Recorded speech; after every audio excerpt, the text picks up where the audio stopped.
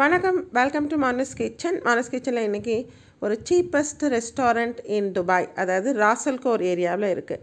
இந்த வெஜ்மி பார்த்திங்கன்னா, இதனுடைய நேம் ஆஃப் த ரெஸ்டாரண்ட் பேர் வந்து வெஜ்மி.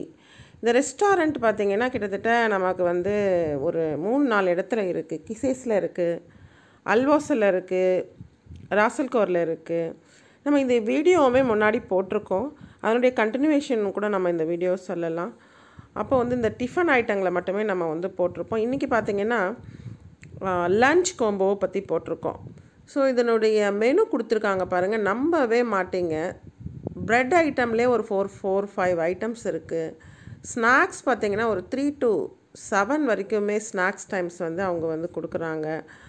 வெரைட்டிஸ் ஆஃப் ஸ்நாக்ஸ் இருக்குது. இன்னும் சொல்லப்போனால் ரெஸ்டாரண்ட் பார்த்திங்கன்னா அவ்வளோ நீட்டாக, நல்லா ஸ்பேஷியஸாக ஒரு நீட் அரேஞ்ச்மெண்ட்டோடு வச்சுருக்காங்க. ஸோ இப்போ நம்ம வந்து ஸ்டார்ட் பண்ணிட்டோம் லன்ச்சுக்கு. அதுக்கு முன்னாடி ஸ்டார்டர்ஸ் சாப்பிட போகிறோம். ஸ்டார்டர்ஸ் பார்த்திங்கன்னா கிட்டத்தட்ட நம்ம வெளியில் ஒரு துபாயில் ஒரு ரெஸ்டாரண்ட் போகணுன்னாலே ஒரு ஸ்டார்டர்ஸ் கிட்டத்தட்ட ஒரு 16 to 20க்கு மேலே அப்படி தான் இருக்கும். ஒரு காலிஃப்ளவர் பக்கோடா எனி. ஆனால் நம்ம இன்றைக்கி இங்கே சாப்பிட்ற இந்த வெஜ்மியில் சாப்பிட்ற இந்த காலிஃப்ளவர் பக்கோடா பார்த்திங்கன்னா ஒன்லி 6 dirhams. சொன்னால் நம்பவே மாட்டிங்க. ஸோ அடுத்து வந்து நம்ம ஸ்டார்டர்ஸை முடிச்சுட்டு லன்ச்சுக்கு போயிட்டோம். ஒரு சாம்பார் சாதம் சாப்பிட்டு பார்த்தோம், அது டேஸ்ட் எப்படி இருக்குதுன்னு. அதுவுமே ரொம்ப சூப்பராக இருக்குது. சாம்பார் சாதம் பார்த்திங்கன்னா ஒன்லி 4 dirhams மட்டும்தான். ஸோ இந்த லன்ச் பார்த்திங்கன்னா தாராளமாக போதுமானதாக இருக்கும் ஒருத்தர் சாப்பிட்றதுக்கு. ஸோ இதில் வந்து ஒரு காரக்குழம்பு கொடுக்குறாங்க, ஒரு சாம்பார் இருக்குது, ரைஸ் பார்த்திங்கன்னா கரெக்டான ஒரு ரைஸு, அதாவது நமக்கு கூட வேணும்னாலும் நம்ம வந்து வாங்கிக்கலாம்.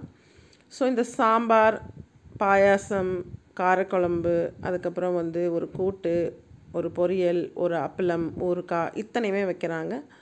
ஸோ புதுசாக பார்த்திங்கன்னா இப்போ வந்து ஜூஸுமே ஆட் பண்ணியிருக்காங்க. இப்போ இருக்க ரெஸ்டாரண்ட் பார்த்திங்கன்னா இது ராசல்கோரில் இருக்கக்கூடிய ரெஸ்டாரண்ட் தான் இது. இது பார்த்திங்கன்னா கம்பேர் டு அல்வாசல் அண்ட் கிசேஸில் இருக்கிறத விட ரொம்ப பெருசாக இருக்குது.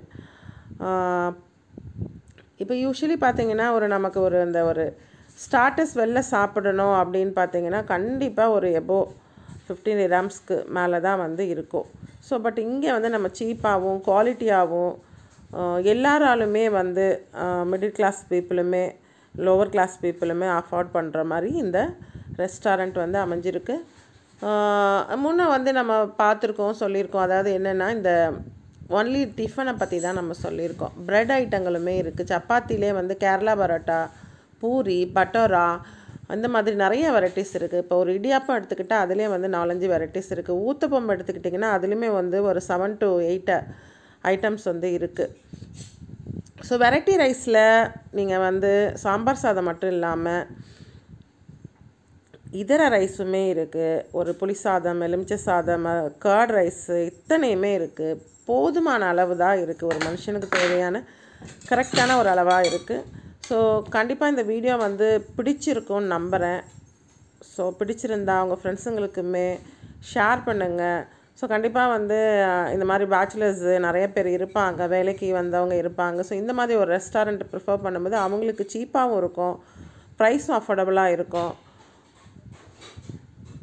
ஸோ நீங்களுமே வெஜ்மி ரெஸ்டாரண்ட்டுக்கு போயிட்டு எப்படி இருந்தது உங்கள் ஃபுட்டை அப்படின்னு கமெண்ட் பண்ணலாம் சேனலுக்கு. Thanks for